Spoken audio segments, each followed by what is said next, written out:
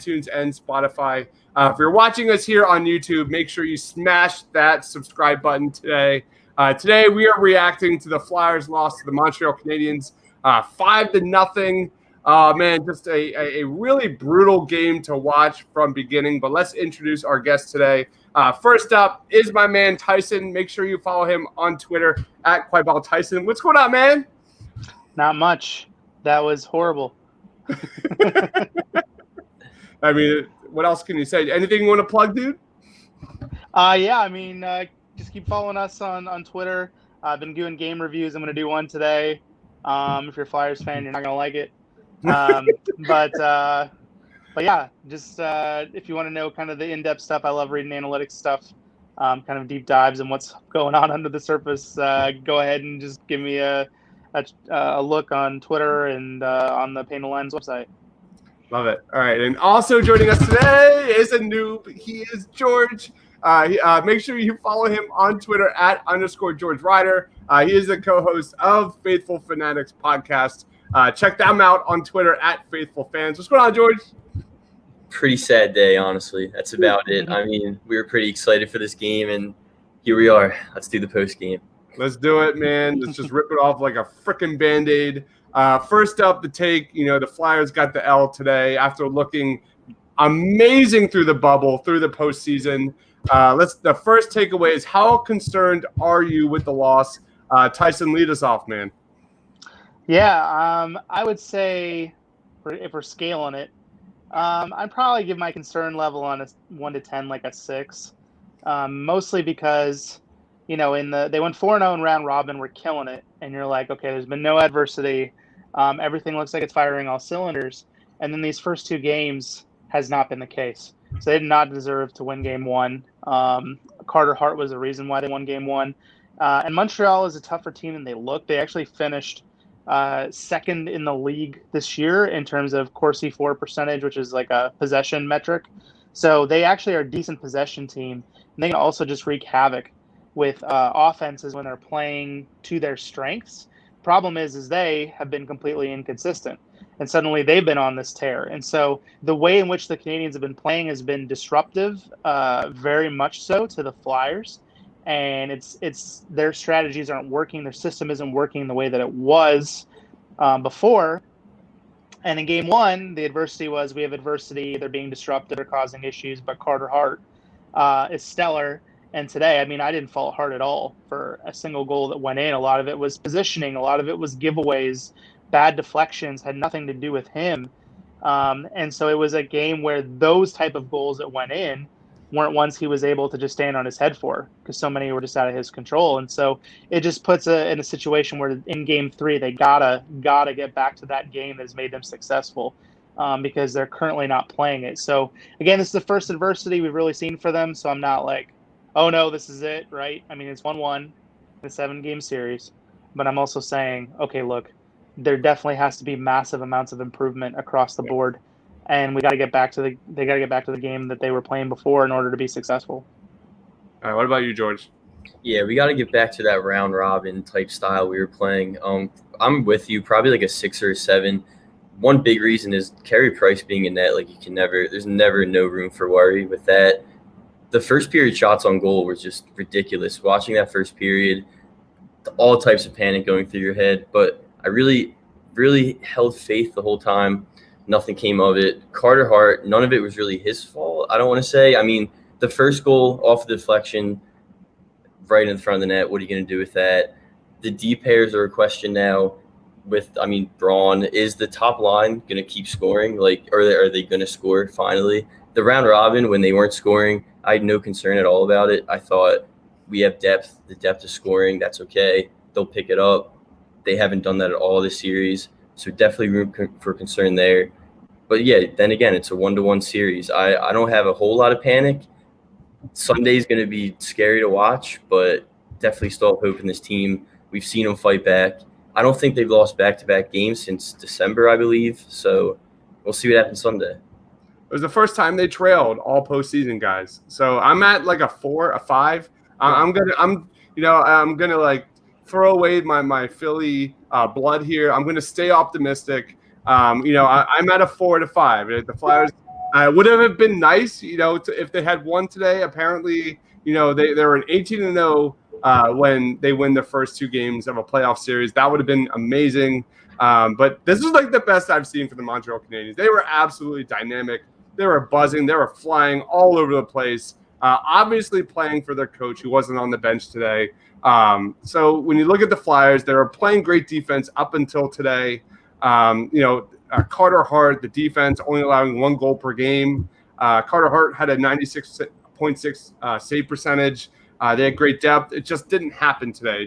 You just kind of had that vibe. Like after that first 22 minutes of this game, it just wasn't happening. The Flyers were sluggish, and that kind of leads me into the second takeaway of this game, and that's Carter Hart. We kind of touched on a little bit of this. This guy has been absolutely terrific through the postseason. Really, the last 2 months before the season was suspended until now. Tyson, you touched on it. What was your take on Carter Hart today, man? I mean, I thought he was fine, to be honest. It's one of those ones where when you watch the goals, I'm always looking for where his angle's off.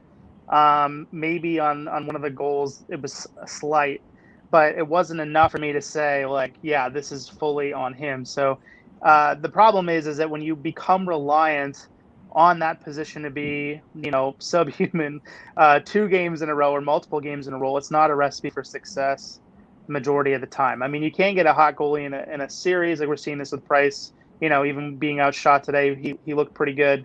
He's had a good playoff so far, but I wouldn't say I'm concerned about Hart. I think I was surprised at how angry he looked when he got pulled. He was very, very angry if you saw the video after. And normally he's a guy like Carey Price. That's always the similarity, is that he's pretty calm, pretty cool. Even when he gets pulled, it's kind of like, I won't let this get to me.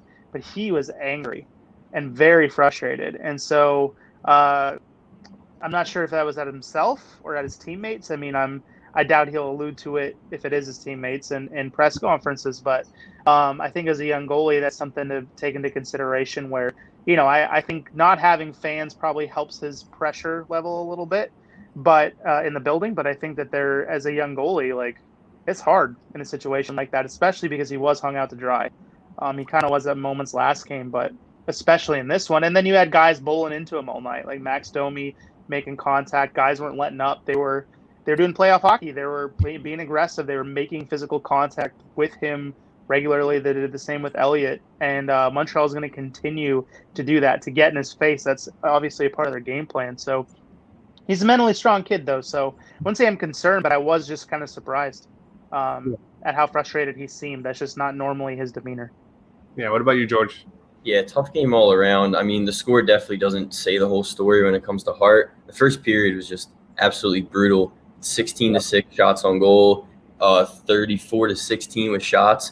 And Carter Hart faced the 2 expected goals in that one first period. That's absolutely ridiculous. You can't really rely on a goaltender to carry you that far if the defense isn't doing the job it's supposed to do.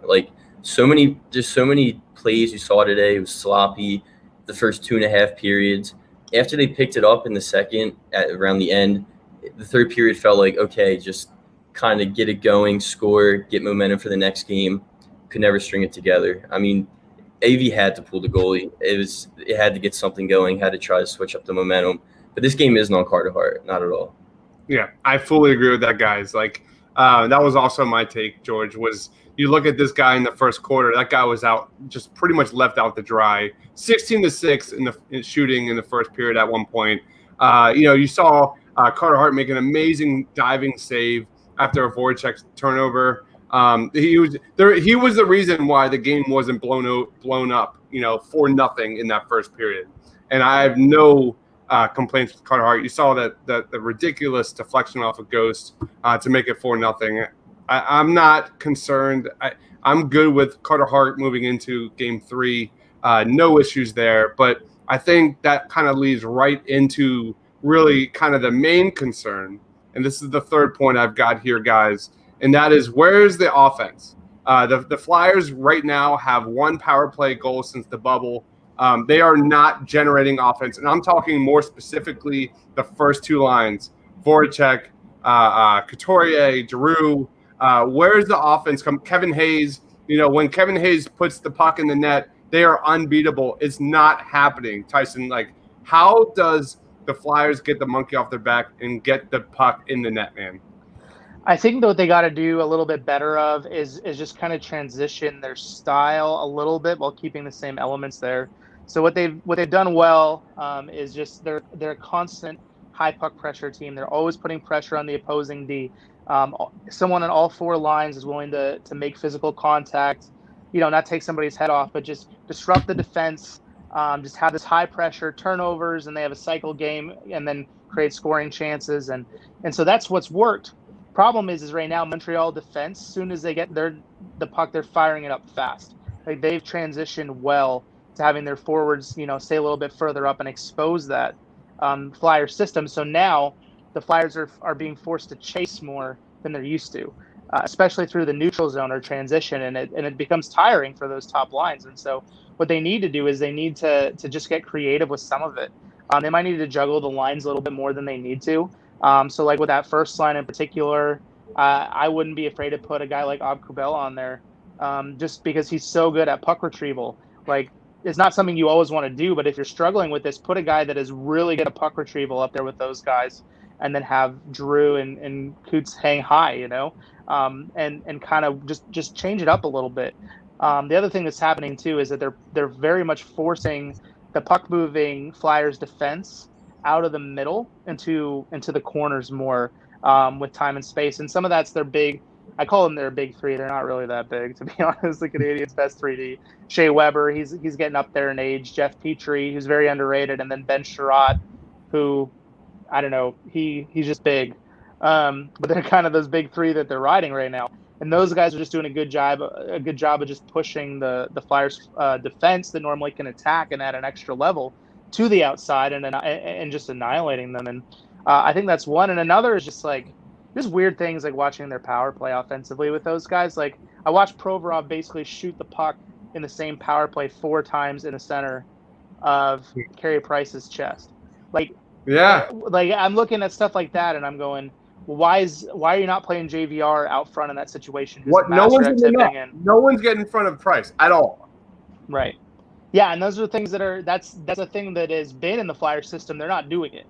So I think that's why you saw some anger from Vigneault. I watching his face, just angry after some of those power plays. Like, what are they doing? So some of it is they're just not following system. I think their frustration is leading to kind of moving away from those things that have made them successful. So I think just some of those changes on the fly, kind of trying to reset, slowing things down, and just trying different things. I mean, like, I was picking up on some of the power plays on the Flyers, just watching them, like, they want to do a one-timer right here.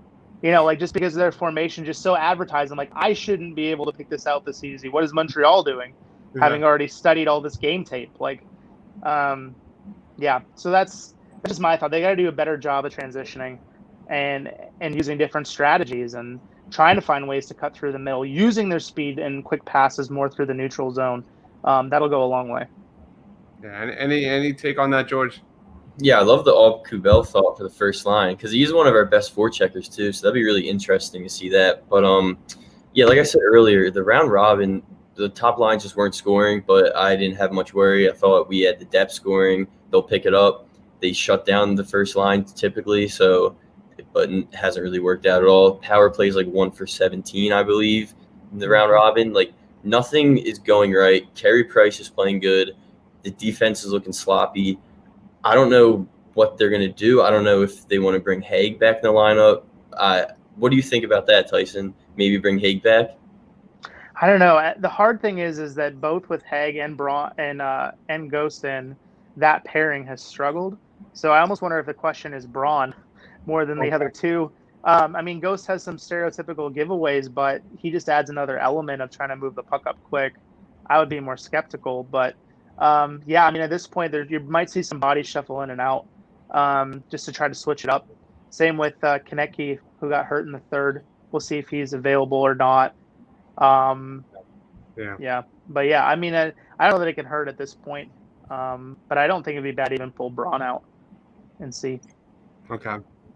Yeah, you saw, like, my one takeaway that I wanted to see from today was the Flyers come out fast. Get the puck in the net fast.